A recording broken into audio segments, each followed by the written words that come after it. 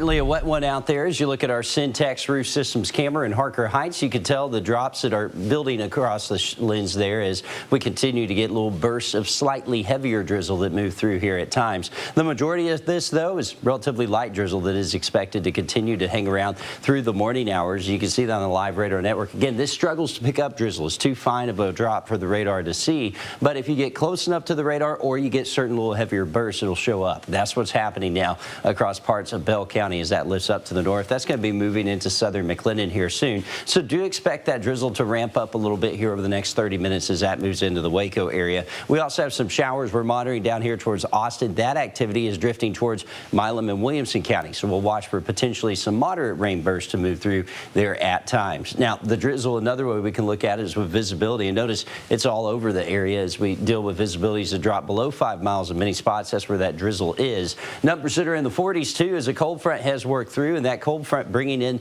north winds at about 10 to 20 miles per hour makes it feel even colder. Feels like it's in the 30s in many locations. So it's all around not a nice day out there across central Texas. Now, that cloud cover and drizzle will hang around here for a good chunk of the morning. I do expect the drizzle to lighten up a little bit later on this afternoon. Some models are trying to bring in some pockets of sunshine if that were to happen.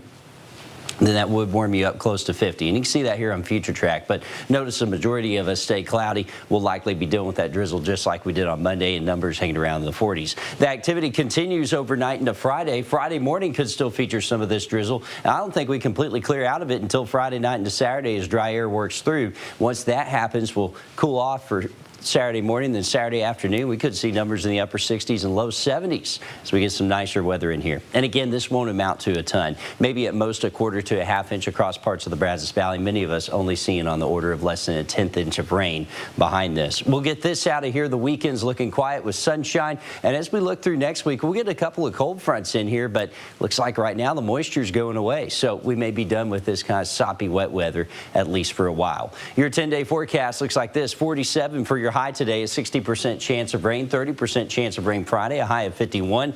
Upper 60s continues Saturday. Then we'll get a cold front in here, low 60s Sunday, upper 50s Monday, and it looks like we'll be warming up again into Wednesday. At some point next week, I think we get another cold front in here, dropping us back in the mid-60s, and then the Brazos Valley more of the same. Rain chances continue here the next few days, but we will dry out heading into the weekend. Calling for action. I'm Bella Popaduke reporting on Fort